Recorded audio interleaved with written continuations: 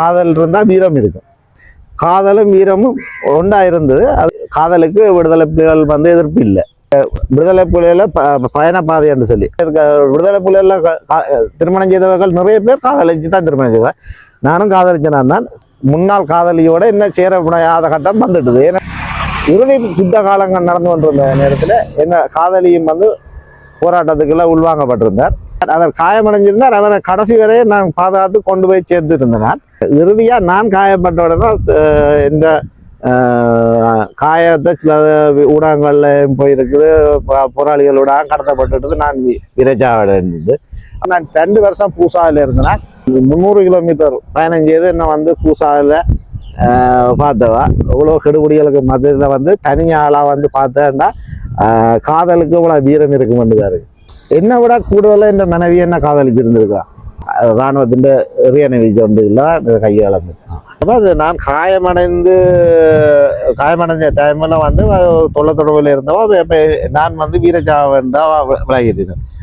4ஆம் மாதம் 7ஆம் தேதி இராணுவத்தால் சுற்றி வளைக்கப்பட்டு பொக்ஸ்ன்னு சொல்லி அடிக்கிறாங்க. அந்த பொக்ஸை வந்து உடைக்கிறதுக்காக வாரான். விடுதலை புலிகளில் 5ஆம் மாதம் 14ஆம் தேதி மட்டும் ஒரு அறிக்கை ஒன்று வருது. அது தலைவரால் வெறுது 200-300 மீட்டருக்குள்ள இராணுவம் வந்துட்டுது. அந்த சொன்ன வார்த்தை கடைசி வார்த்தை அதுதான். மறுபகுதியில் வெட்டியை கொண்டு வந்துட்டு இதுக்குள்ள பட்டு மரபு வெட்டி கொண்டு வந்து இங்கே வந்து அடிச்சு இதெல்லாம் காயத்தோட இருக்கு. காயம் மாறையில் சில நேரத்துறதுக்கு பெண்புலன்னு இல்லை. வணக்கம் அண்ணா. வணக்கம் வணக்கம் வணக்கம். இன்னைக்கு லவ்வர்ஸ் டே. காதலான வாழ்த்துக்கள். ஓகே, இப்போ காதல் தினத்தை பற்றி நீங்கள் எப்படி பார்க்குறீங்க? லவ் பண்ண எப்படி பார்க்குறீங்க? இப்போ சமூகம் எப்படி பார்க்குறத பற்றி கொஞ்சம் சொல்லுங்க. தமிழன்டா காதல் இருக்கும். காதல்லாம் வீரமும் இருக்கு. எங்கள்ட போராட்டத்தை எடுத்துக்கொண்டு இருந்தா எங்கள்ட அண்ணன் எங்கள்ட தலைவர் வந்து காதல் தான். ஆனால் அதனால் அவற்றை காதலால் வீரம் அவற்றை குறையலை, எனக்கு கூடாதான் இருந்தது. அதே மாதிரி எங்கள்ட தமிழருக்கு இல்லை இன்னும் இல்லை என்னென்னா காதல்ன்ற ஒரு தப்பான வீட்டில் போட்டுது. அதனால் காதல் பின்தங்கினா வாழ்ந்துட்டுது. ஆனால் உண்மையில் காதல் இருந்தால் வீரம் இருக்கும். தமிழற்ற பண்டைய காலத்தில் பார்த்துட்டா வீரம் இல்லாத மகனுக்கு பெண்ணை கொடுக்கறதுக்கு தயங்குவாங்க. ஏன்னா ஒரு வீரான ஆண் மகன் தான் ஒரு பெண்ணை வச்சு பாதுகாக்கலாம் முடிக்குமன்ற நம்பிக்கையில் இருந்ததால் அந்த காலத்திலே தமிழன்கிட்ட காதலும் வீரமும் ஒன்றா இருந்தது. அது இப்போ வந்து என்னென்னு சொல்கிறான்றது முடிக்கலை. என்னென்ற இடம் இப்போ பார்த்ததும் காதல்ன்றது காம காதலாக போயிட்டு இப்போ இந்த காதல். அந்த காலத்தில் விடுதலை புலிகள் காலத்திலேயும் காதல் உண்மையான காதலும் இருந்தது, நிஜமான காதலாக இருந்தால் வீரமாகவும் இருந்தது. இப்போ நான் விடுதலை புலிகளில் வந்து காதலுக்கு விடுதலை புலிகள் வந்து எதிர்ப்பு இல்லை. விடுதலை புலிகளில் காதலிச்சா நாங்கள் பதிவு செய்யப்பட்டு எங்களுக்கு குறிப்பிட்ட காலத்துக்கு பிறகு திருமணம் செய்து வச்சது. விடுதலை புலிகள் காலத்தில் காதலிச்ச ஆட்கள் வந்து பதிவு செய்யப்படும். நாங்கள் ஒரு பெண்ணை விரும்பினா பதிவு செய்த அவர்கிட்ட விடுதலை புலிகளை பயணப்பாதை என்று சொல்லி அவர் விடுதலை புலிகள் பயணப்பாதை 5 வருஷத்துக்கு மேற்பட்ட பயணப்பாதை செய்திருப்பினமா இருந்தால் அவர் காதலிச்சிருந்தாருன்னு சொன்னால் அவர்கிட்ட வயது 25-27 வயதுன்னு சொன்னால் ஓகே, அவருக்கு திருமணம் செய்து வச்சவர்கள் விடுதலை புலி. அப்போ விடுதலை புலிகள் காதலுக்கு எதிரானவர்கள் இல்லை. நடைமுறைக்கு சாத்தியமான காதல்கள் நிறைய விடுதலை புலிகளில் திருமணம் செய்தவர்கள் நிறைய பேர் காதலிச்சு தான் திருமணம் செய்வார். நானும் காதலிச்சனா தான். சந்தர்ப்பம் சூழ்நிலை எந்த முன்னாள் காதலியோட என்ன சேர முடியாத கட்டம் வந்துட்டுது. ஏன்னு கேட்டால் இறுதி யுத்த காலங்கள் நடந்து கொண்டிருந்த நேரத்தில் என்ன காதலியும் வந்து போராட்டத்துக்கெல்லாம் உள்வாங்கப்பட்டிருந்தார். அவர் காயமடைஞ்சிருந்தார். அவரை கடைசி வரையே நான் பாதுகாத்து கொண்டு போய் சேர்த்து இருந்தேன். நான் இறுதியாக நான் காயப்பட்ட உடனே இந்த காயத்தை சில ஊடகங்கள்ல போயிருக்குது. போராளிகளோட கடத்தப்பட்டு நான் விரைச்சாவிட இருந்தது.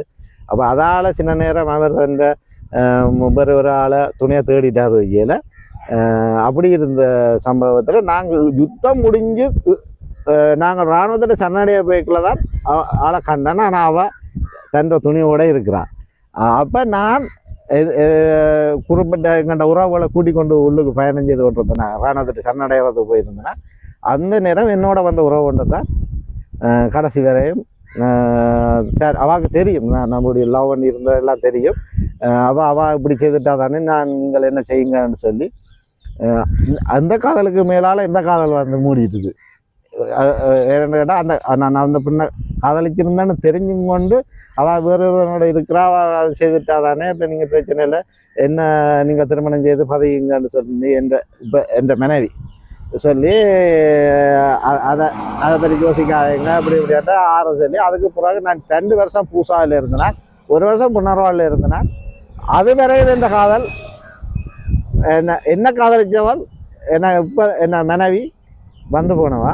பூசாவில் இருக்கைகளை மாதத்துக்கு ஒருக்கா வருவா, புனர்வாழ்வில் இருக்கைகளை மாதம் 2 தரம் வருவா. இவ்வளோ நீண்ட தூரம் இங்கேருந்து 300 கிலோமீட்டர் பயணம் செய்து என்ன வந்து பூசாவில் பார்த்தவா. இவ்வளோ கெடுபடிகளுக்கு மத்தியில் வந்து தனியாளாக வந்து பார்த்தேன்டா காதலுக்கு இவ்வளோ வீரம் இருக்குமெண்டுதான் இருக்கு. ஓகே, அவள் ஒரு தனி பெண் பிள்ளையாக தான் 3 ஆம்பளைக்கு ஒரு பெண் பிள்ளை பிறந்தவா. அப்போ இவ்வளோ தூரத்துக்கு வந்தவா வந்து பூசாவில் இவ்வளோ பிரச்சனைகளுக்குள்ள வந்து கெடுபிடிக்க மத்தியில் எல்லாம் காதலனை காணணும் வந்து பூசா வரையும் வந்தவா. ஏன்னாண்டா நாங்கள் 2011 புனர்வாழ் முடிஞ்சு வந்தேன், கல்யாணம் காட்டினாங்க. அப்போ அது வேற நான் காதலன்ன்ற பேர்லான் இருந்தேன்னா அப்போ பூசாவில் வந்து புனர்வாழுக்கு வேலை வந்து பேருந்து அதுக்கப்புறம் கல்யாணம் கட்டினா. அப்போ அவள் காதலனை காண்றதுக்காண்டி என்னை விட கூடுதலாக இந்த மனைவி என்ன காதலிச்சிருந்துருக்கா. பூசா வரையும் வந்து மாதம் ஒரு வந்து பார்த்து பேருந்து புனர்வாளுக்கு 2 தரம் வந்து பார்த்து தன்னை தியாகம் இருக்கிறா. நான் இன்னும் என்ன மனைவிக்கு காதலனை வாழ்த்து சொல்லேன்னா பிள்ளை என்ன மனைவிக்கு காதலனை வாழ்த்துக்க. மகள் வந்து 9ஆம் ஆண்டு, மகன் வந்து 7ஆம் ஆண்டு. இந்த உலக நாட்டில் இருக்கிற முன்னாள் போராளிகள் புலம்பெயர்ப்பாக இருக்கணும். அவைகள் வந்து இங்கே இருக்கிற மாற்றுத்திறனாளி முன்னாள் போராளிகளுக்கு நியாயமான வேலை செய்யலாம். இப்போ எங்களுக்கு வாழ்வாதாரங்களை கொடுக்கலாம், ஆனால் அவியல் அதை நாங்கள் கேட்டால் அது கொஞ்சம் இருக்கலாம். அதால் நான் வந்து கேட்குறேன் அவையெல்லாம் உணர வேணும். இந்த மோட்டர் சைக்கிள் ஏற்றி கொண்டு போய்க்கல பின்னுக்கு நடந்து போனால் நம்ம ஏறுங்க வந்தோம் சீட்டில் ஏற்ற தோளில் கை வச்சுட்டு மாமா உங்களை கை இல்லையாண்டு கேட்டார். அப்போ ஓமன் சொல்லி அப்போ நீங்கள் போராளியான்னு கேட்குறான். அப்போ அவனுக்கு எவ்வளவோ ஊட்டப்பட்டிருக்கு. அதாவது இந்த எல்லாத்துக்கும் அவனுக்கு 5 வயசில் கண்ணில்லாமல் போயிட்டுது. அப்புறம் திறனாளிகளுக்கு கட்டாயம் வெளிநாட்டில் இருக்கிற ஊடகங்களோ இதானதில் ஹெல்ப் பண்ண தான் வேணும். கண்டிப்பாக அதை பெருநாக்களும் வந்து தப்பாக யூஸ் பண்ணக்கூடாது, சரியான முறையில் பயன்படுத்தணும். இப்போ ஆனந்தபுர பகுதிகளில் நடந்த இறுதி யுத்த சமரத்தில் 3ஆம் மாதம் 23ஆம் தேதி இராணுவத்தின் எறியணை வீச்சு ஒன்று இல்லை கையாளந்து கடைசி தங்கச்சி இளநாதத்தில் விளையதவா. அப்போ விளைய இந்த காலகட்டத்தில் இறுதியாக விடுதலை புலிகள் உள்வாங்கப்பட்டு கணனி பிரிவுக்குள்ளே இருந்தவன். கணனி பிரிவுக்குள்ளே இருந்தப்போ அது நான் காயமடைஞ்ச டைமில் வந்து தொடர்பில் இருந்தவோ. இப்போ நான் வந்து வீரச்சாவண்டா விலகிட்டேன். என்னோட தொடர்புகள் இல்லாமல் போன உடனே அவள் என்ன இதுனா நான் வீரச்சா அடைஞ்சதுன்னு நினச்சிட்டான். அதில் அவள் பெரிய அப்செட் ஆகிட்டான். என்னடா நான் அதே நேரத்தில் 4ஆம் மாதம் 7ஆம் தேதி இராணுவத்தால் சுற்றி வளைக்கப்பட்டு பொக்ஸ்ன்னு சொல்லி அடிக்கிறாங்க. அந்த பொக்ஸை வந்து உடைக்கிறதுக்கு அவள் வாரான். அந்த விதைக்குள்ள அதுக்குள்ள நான் இல்லையோட உடனே ஆளுக்கு இன்னும் ஒரு பெரிய ஒரு மன அழுத்தமாக போகுது. ஆளுக்கு என்னடா இதான்ட்டு அவள் அந்த மூளையை விடுகிறான். இதான்ட்டுட்டா அண்ணா இல்லை என்னடா அவன் பலமே நான் இருந்தேன். நான் போராளி அண்ணாதம் இருந்தவன் அண்ணா எல்லாத்துக்கும் அண்ணா இருப்பானேண்டு. அதே இடத்துல நானும் வந்து தாக்குதல் அவன் பயிற்சி முகாம் ஒன்று உள்ள தாக்குதல் செல் தாக்குதல் நடந்த கையோடு ஓடி போயிட்டேன். அந்த காம்பு அடிக்கு ஓடி போய் காயக்காரரை அப்புறப்படுத்துறதுல மும்முரமாக நின்றுனா. அப்போ எங்களோட தங்கச்சி ஆக்கா அவியலுக்கு ரெயின்கோட்டுகள் பீல் காம்பரேஷன் அதில் எல்லாத்தையும் கொடுத்து அவியலை பாதுகாத்துருந்தேன். அவியல் மெட்ட என்னன்னா அந்த கடைசி நேரத்தில் வந்து எல்லாருக்கும் போதிய அறிவு இல்லை, யுத்த அறிவுகள் இல்லை. அப்போ அதனால் களமுனைகளில் வந்து தப்பாகவே வீரஜாடையவளுக்கு நம்ம என்னென்னா இராணுவத்தின் தாக்குதல் செய்கிற வியூகங்கள் எல்லாத்தையும் வந்து அவியல் தெரியாது. அப்போ அப்படியாக கணக்கு போராளிகள் இழந்தவியல் எந்த தங்கச்சி அந்த இதுக்குள்ள பொக்ஸு உடைக்க வந்த இடத்துல நான் வெளியில் ஒன்றோட ஏக்கமாக வந்துட்டேன். அதில் அவள் வந்து வருத்தம் ஆகிட்டேன், நோயாளி ஆகிட்டேன். அவள் கடைசி நேரம் விடுதலை புலிகளில் 5ஆம் மாதம் 14ஆம் தேதி மட்டும் ஒரு அறிக்கை கொண்டு வருது. ஊனமுற்ற மாற்றுத்திறனாளி போராளிகள் அவ்வளோ பேரையும் உங்களோட சாதகப்பட்ட எவ்வளோ உறவுகள்கிட்ட போக சொல்லி சரணடைய சொல்லிடணும். அது தலைவரால் வருது. உங்களோட உறவுகள்கிட்ட போகணும்னு சொல்லி மர காயமடைஞ்ச போராளிகள் மரதான போகிற அப்போ அந்த இதால் என்ன வந்து போக சொல்லி அப்போ நான் இந்த தங்கச்சியத்தை எடுத்துருங்க 15ஆம் தேதி இந்த தங்கச்சி ஒரு பகுதிக்குள்ள நிலக்கீழ் வாங்குறேன்னா மேலே டெண்டால் அடிச்சுக்கிறாங்க சைட்டு வரை மண்முட்டையால் தண்டிடாங்க 1.5 அடி 2 அடி ஆழம் சதுர கிடாங்கு 10க்கு 10 கிடாங்குகளை தங்கச்சி இருக்கிறான். அப்போ நான் அதில் ஒரு இடமா பார்த்து மெரிசங்காரங்க இருக்கணும் வந்து பார்த்து இருக்கணும் போனால் கிட்ட ஒரு 200-300 மீட்டருக்குள்ள இராணுவம் வந்துட்டுது. எல்லாரும் மட்டும் வெளியேறி கொண்டிருக்கணும். அப்போ என் தங்கச்சி அதில் இருக்கிறா. அந்த இதுக்குள்ளே 8 பேருக்கிட்ட இருக்கணும். நான் இறங்கி போவேன். இந்த தங்கச்சி இந்த காலில் பிடிச்ச என்ன அம்மாட்ட கொண்டு போவேன் அது சொன்ன வார்த்தை கடைசி வார்த்தை அதுதான். என் தங்கச்சி எனக்கு சுயமாக சொன்ன வார்த்தை. நான் சரி அண்ணா வந்துட்டு இருந்தான்னு சொல்லிட்டு தங்கச்சியை தூக்கினா தங்கச்சி டொய்லெட் போனோடி தான் கிடக்குறான். அந்த கஷ்டத்தோட இந்த தங்கச்சியை தூக்கி கொண்டு வந்து வெளியால் கொண்டு வந்தா பாயை சுற்றி வச்சு பிடிச்சி காலால் அமர்த்தி பிடிச்சி கொண்டு தங்கச்சியை நடுவில் இருந்த பண்ணி டொய்லெட் இருக்க விட்டார்.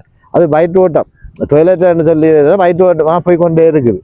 நான் அந்த சாரத்தை கொழுவி தான் துடைச்சி தங்கச்சி அந்த பாய்க்கில் விட்டு துடைச்சி கழுவுறதுக்கு இல்லாத அப்படி துடைச்சி சாரத்தாலேயே சுற்றி கொழுவி கொண்டு சாரம் கட்ட இன்னாலே இல்லாது சாரத்தை பிடிச்சி கொண்டு தங்கச்சியை தூக்கி கொண்டு வந்து கடற்புலிகள் போராளிகள்கிட்ட கொண்டு வந்து பொம்பளை புலிகள்கிட்ட தான் கொடுத்தேன்.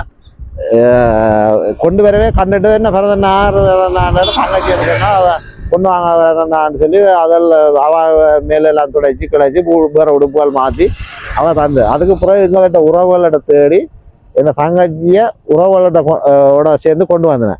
கடைசியாக வந்து இராணுவ கட்டுப்பாட்டுக்களை வந்து சூனிய பிரதேசத்துக்குள்ள இருக்கிறோம். அதில் சாப்பாடு இராணுவம் லொரியில் கொண்டு வந்துட்டு போடுறாங்க எல்லாரும் வேண்ட சொல்லி போடுறாங்க. அதுக்குள்ளே இடிபட்டு வேண்டி போகக்கூடியமா இல்லை.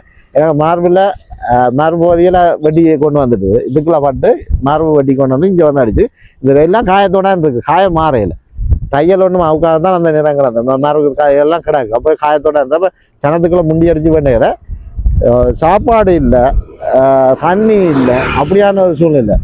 அப்போ அதே நேரத்தில் இதுக்கு அந்த இராணுவத்தோட போகிறதுக்கு முன்னே எங்கள்ட உறவு போராளி ஒன்று இருந்த மருத்துவ அவன் இந்த மனைவியிட்ட சொல்லியிருக்கிறா நான் வந்து தங்கச்சியை பாதுகாக்க முடியாதுன்னு சொல்லி. ஏன்னா அவன் இவ்வளோ சீரியஸாக இருந்தேன். அப்படியான நேரத்தில் எங்கள்ட அண்ணாவோட நின்ற புலியரசன் அண்ணான்னு சொல்லி தலைவையாக இருந்தவர். அவர் அண்ணா இந்த பாதுகாப்பில் நிற்கிறார். நான் தங்கச்சிக்கு தண்ணி ஏதோ எடுப்பம் வந்துட்டு சேலனில் எடுப்பம் வந்துட்டு போகத்தான் அவர் நான் கண்டுட்டு என்ன பரதன் எங்கே எப்படின்னு சொன்னப்போ அண்ணி அங்கால நிற்கிறா நீ என்ன பண்ண வேண்டாம் கொற்றின் தங்கச்சி பேருடா. அவர் தான் 4 கொற்றியும் 2 பிள்ளையிலும் சேலனும் தந்த. அப்போ அந்த சேலனுக்கு பெண்புலன் இல்லை, சேலன் ஏற்றுறதுக்கு பெண்புலன் இல்லை. அப்போ அந்த சேலனை வந்து நான் பருக்கித்தான் தங்கச்சியை கொண்டு வந்தேன்னா அப்போ என்னோட இந்த மனைவி அப்போ கல்யாணம் கட்டையில் அவள் உறவுகளோட மற்ற எங்கள்கிட்ட உறவு முறையான ஆக்கள் அதில் ஒரு வயது கூடினவ ஒரு ஆள் இருந்தவா அம்மா அவள் அந்த மகள் பேத்திக்காரு அவ 3 பேர். அவள் என்ன மனைவியோட 4 பேர், எந்த தங்கச்சியோட 5 பேர். அதில் நான் ஒரு நாம்பிள்ளையா அவையில் கூட்டி கொண்டு வாரேன். எங்கள் இராணுவ கட்டுப்பாடு கூட்டி கொண்டு வந்துட்டு அப்போ அவையில் கொண்டு வந்து நான் தானே அவைகளுக்கு எல்லாருக்கும் பாதுகாப்பாக கூட்டி கொண்டு வாரேன். அப்போ அந்த இதில் வந்து ஒருபடி சோத்துக்கு பெரிய கஷ்டப்பட்டு கொண்டு வந்தாங்க. இராணுவத்துக்குள்ள வந்தே அந்த சோறு தங்கச்சிக்கு சோறு கொடுக்கணுன்றதுக்காண்டி சாப்பிட்டு கொண்டு இருக்கிறாங்கள்ட்ட போய் கேட்டேன். ஏன்னா இராணுவம் போட்ட பாசலே என்னால் எடுக்கலாது வேண்டியில்லை. அவ்வளோ தூரத்துலேருந்து அவனே எறிகிறான். பிடிக்க அரைவாசி கொண்டு பிடிக்கிறதால தான் கையில் வருது.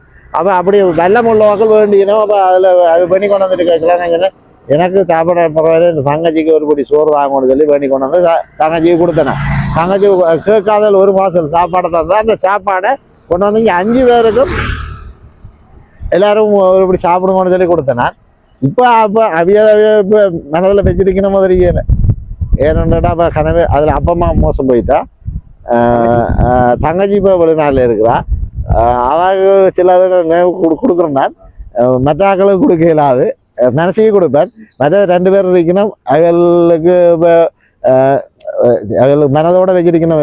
அந்த சூழ்நிலை அப்படி இருந்து அதே நேரத்தில் அப்பம்மாவுக்கு எனக்கு இப்போ 22 தண்ணி விடாத தண்ணி கேட்கல. என்ன தங்கச்சிக்கு தான் சேலனை பறக்கிறேன்னா வா கொடுக்கல என்னென்னா எல்லாரும் ஒரு கட்டத்தில் என்னாலேயே தண்ணி இல்லாத கட்டம் வரைக்குள்ள நானும் ஒரு முறை சேலனை குடிச்சு கொண்டு நான் சேலனை எல்லாருக்கும் கொடுத்தேன்னா எல்லாரும் குடியும் கொண்டு ஏன்னாட்டா அப்போ அது எந்த சுயநலம் தான் ஏன்னா நான் எனக்கு இல்லாத வரைக்குள்ள தான் நான் வந்து எல்லாருக்கும் கொடுக்குறது நான் ஏன்னா உண்மையான பிரச்சனைன்னா என்ன தங்கச்சியை பாதுகாக்கணும் நான் அந்த 5 சேலனை முழுமையாக தங்கச்சிக்கு பறிக்கிற வழியாக தான் தங்கச்சி இப்போ உயிரோடு இருக்கிறான்